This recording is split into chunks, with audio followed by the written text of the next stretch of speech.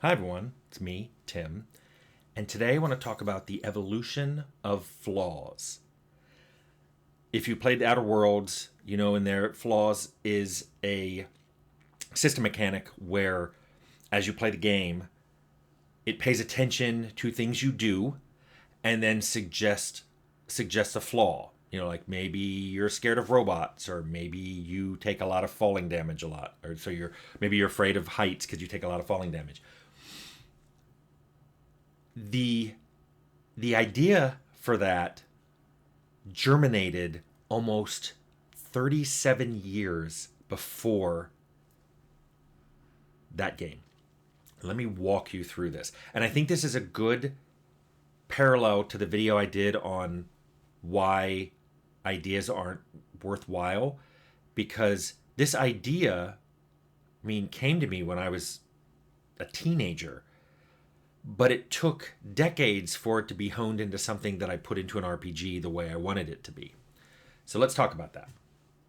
So I know I've told these stories. I'm going to kind of repeat them here a little bit just for completeness. But back in high school when I was playing D&D,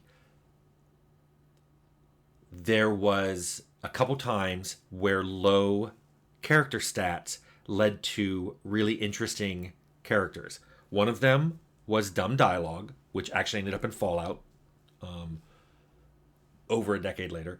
That was a character had rolled a 3 and put it in their intelligence, thinking, I'm a fighter, that's a dumb stat. And I put a restriction on them that they could only talk in single syllable words, monosyllabically. Single syllable words. It was an interesting restriction watching them play and run around the game world, and I'd always go, okay, you just used 2 syllables. And it really made them think about what they were going to say, and it made their character sound like you'd expect a 3 intelligence character to sound. And that was super fun. And then the other story was my friend Joel, who rolled, I think, a 5. He put it in dexterity, which makes you be a cleric, and he played this low dex character. And he played him for years. I think he played him throughout our high school campaign.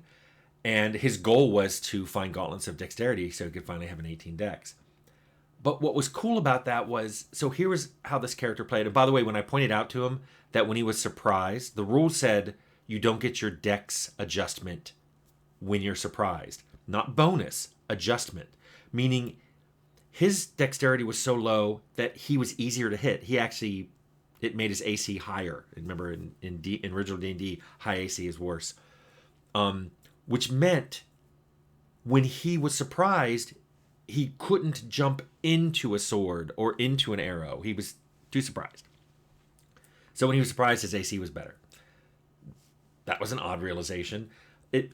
But watching him play this character, knowing that he was frequently going to have a bad initiative, that he could get hit easily, that he had this goal to find a particular magic item, it made that character really memorable. And I remembered that.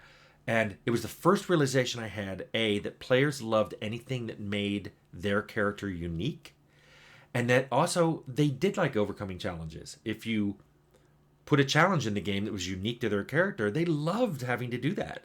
There was not this, I'm starting to really regret this low attribute. It was a fun part of their character. So imagine, this was in the 80s. So imagine, I guess it was the late 80s when I discovered GURPS. GURPS was my first skill-based game. So I was used to D&D, which was class-based. GURPS was the first time I think I played a skill-based tabletop RPG. And it came with disadvantages. And I remember thinking, why would anyone want a disadvantage? And then when it was explained to me, you get 100 points to make your character, but disadvantages are worth a negative amount. I was like, oh, I want all the disadvantages. I'm going to make a 1,000-point character with 1 leg and 1 arm and 1 eye and stuttering and, asthma and just anything I could think of. And then I found out, oh no, you're only allowed to have minus 40 total.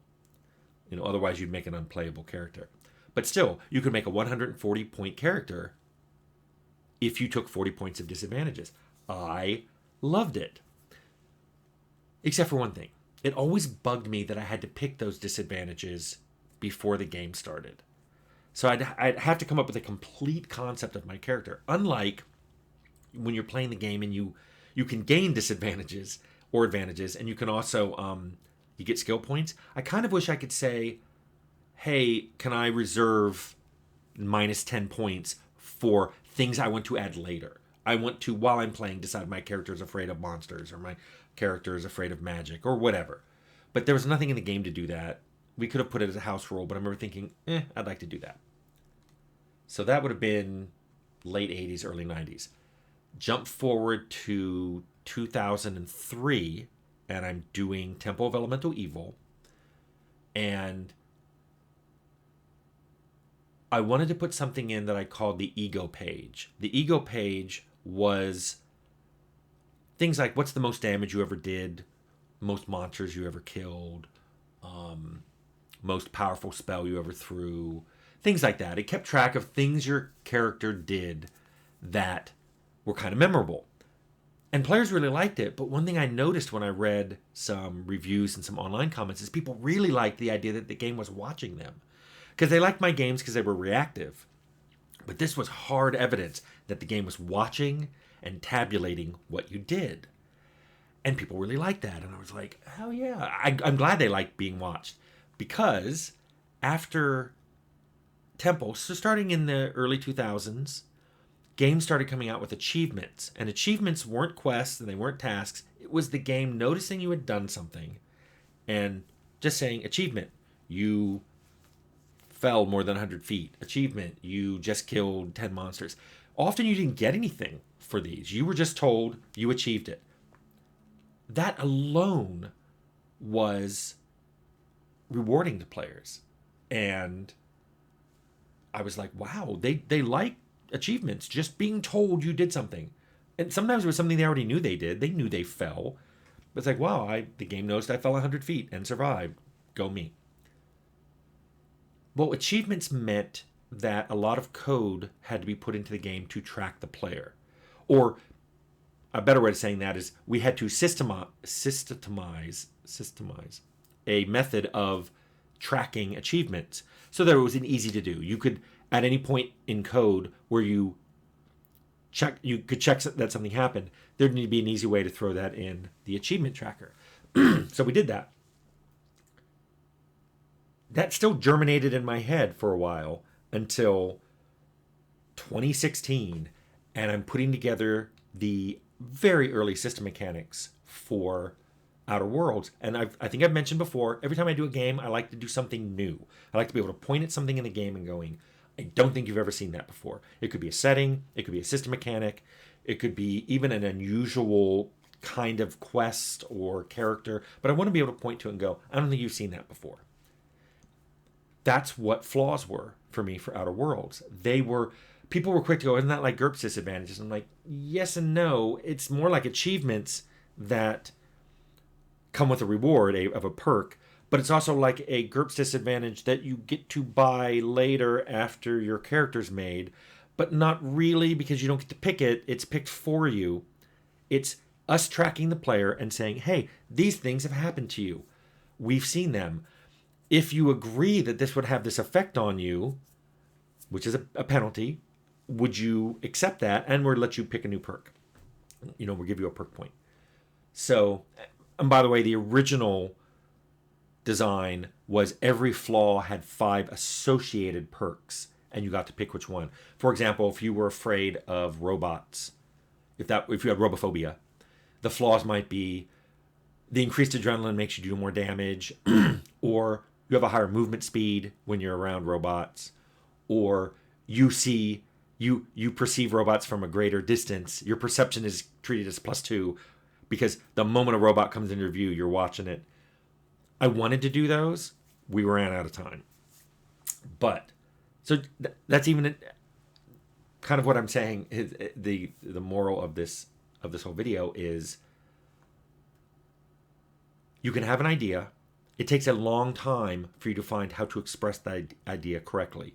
And even then, when you express it, you can probably think, there probably would have been a better way to do that. This is yet another reason I think ideas themselves aren't that worthwhile.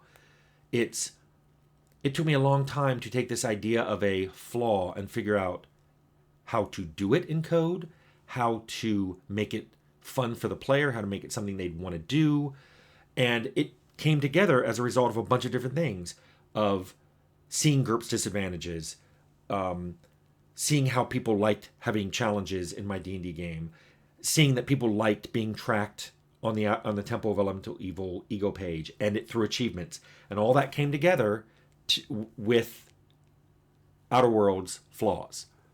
And it was the one idea I think I could track through the evolution of it that clearly, but almost all my ideas worked that way. If you saw something in a game of mine that you liked, I probably had the idea much earlier, and it came from one of my books, and it took me a while to figure out how to do it. That's the hard part.